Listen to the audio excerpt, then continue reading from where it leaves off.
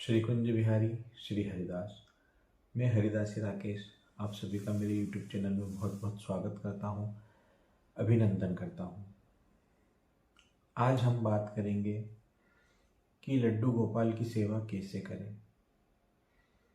देखिए, प्रायः सभी के घर में आज के समय में श्री लड्डू गोपाल जी विराजमान होते हैं और बहुत से जो लोग हैं वो लड्डू गोपाल की सेवा बहुत समय से करते हुए भी आ रहे हैं।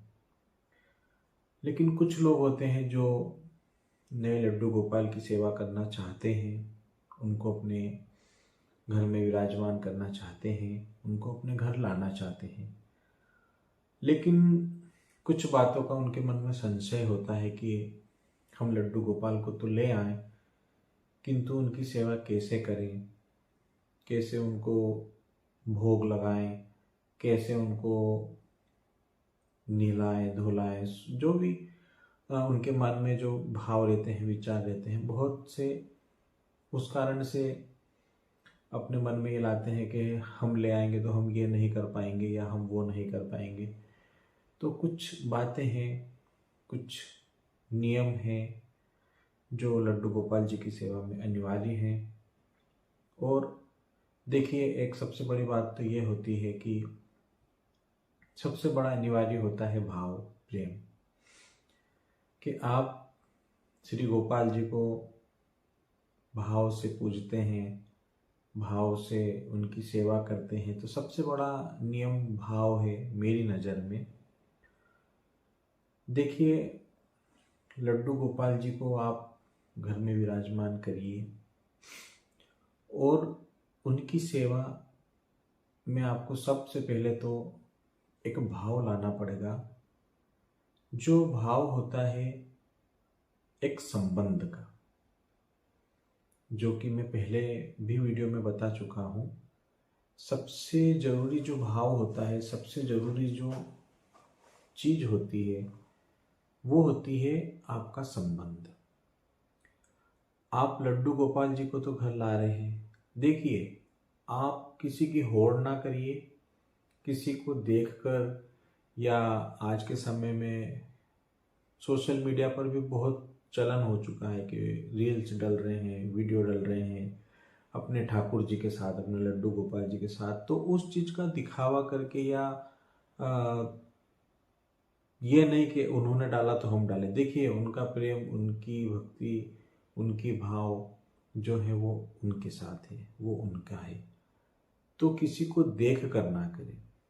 आप तभी लड्डू गोपाल जी को अपने घर में लावें जब आप उनकी सेवा कर सकें।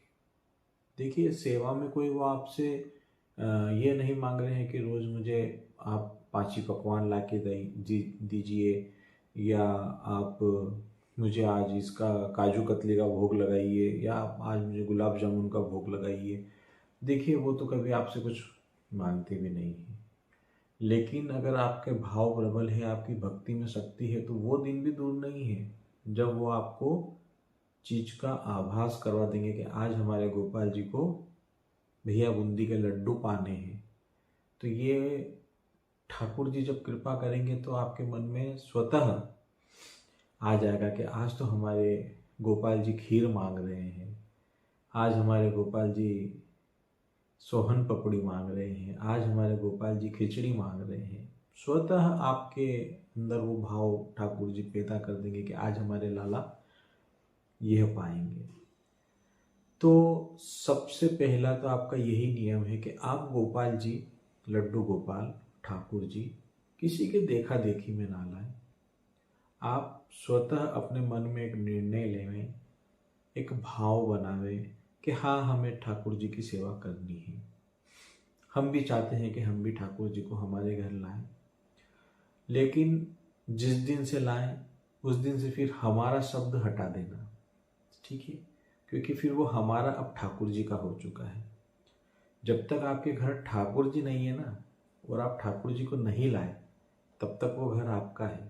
लेकिन जिस दिन आप ठाकुर जी को ले आए, लड्डू गोपाल को ले आए, उस दिन से फिर वो घर गोपाल जी का हो गया, लड्डू गोपाल का हो गया, ठाकुर जी का हो गया। फिर हमारा भाव आप खत्म कर दीजिएगा। फिर भाव आ जाना चाहिए कि ये भैया जो भी है, जैसा भी है, किसी का 1 मंजिला हो, किसी का 2 मंजिला हो, या किसी का 1 कमरे का ही क्यों ना हो, जो भी है सब हमारे ठाकुर जी का है, हमारे ठाकुर जी की कृपा का है। हम तो उनके घर में रहते हैं भैया, उनकी सेवा करते हैं। हमारे तो कर्ता धर्ता जो भी है वो सब कुछ हमारे ठाकुर जी हैं। हम में तो कोई बल नहीं है, जो भी हमारा बल है वो हमारे ठाकुर जी हैं। ये भाव आप सबसे पहले लाइएगा। उसके बाद आप ये भाव लाइएगा कि हम ठाकुर जी को किस भाव से पूजें, किस भाव से हम उनकी सेवा करें। तो देखिए, ये मैंने आपको पहले वीडियो में भी बताया है कि जिस रिश्ते की कमी आपके वर्तमान जीवन में हो, जो आपकी लाइफ है, उस लाइफ में जिस रिश्ते की कमी हो, उस कमी को आप पूरा कीजिए। किसी के जीवन में पिता की कमी होती है, किसी के जीवन में पुत्र की कमी होती है, किसी के जीवन में भाई की कमी होती है, किसी के जीवन में सखा की कमी होती है, मित्र की कमी होती है। तो आप वो संबंध ठाकुर जी के साथ जोड़िए।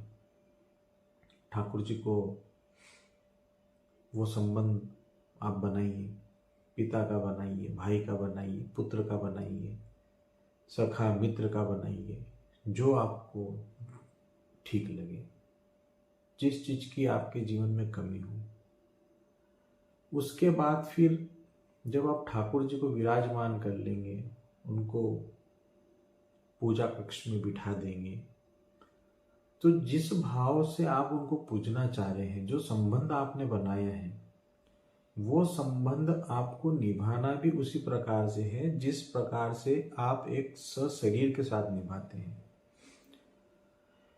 उदाहरण के लिए कि अगर आपने एक भाई का संबंध बनाया और आपके कोई भाई हैं, उन भाई के साथ आप कैसा संबंध निभाते हैं कि आप कुछ चीज़ें लाएं तो अपने भाई के साथ शेयर करते हैं कि भाई आज मैं एक जलेबी खरीद के लेकर आई हूँ, तो लो, आदि तुम पालो, आदि मैं पाल लेती हूँ, आदि माता पिता पाल लेते हैं। तो ऐसा ना हो कि आप संबंध तो बना लें, क्योंकि भैया हमको ठाकुर जी की सेवा करनी है, हमको लड्डू गोपाल की सेवा करनी है, लेकिन पता चले कि आप बाजार से जलेबी ला रहे हैं या अन्य कोई पदार्थ ला रहे हैं, और पता चल रहा है कि ठाकुर जी तो वहाँ मंदिर में विराजमान हैं और अपन निपटा रहे हैं, पा रहे हैं, खा रहे हैं। तो ऐसा नहीं भैया।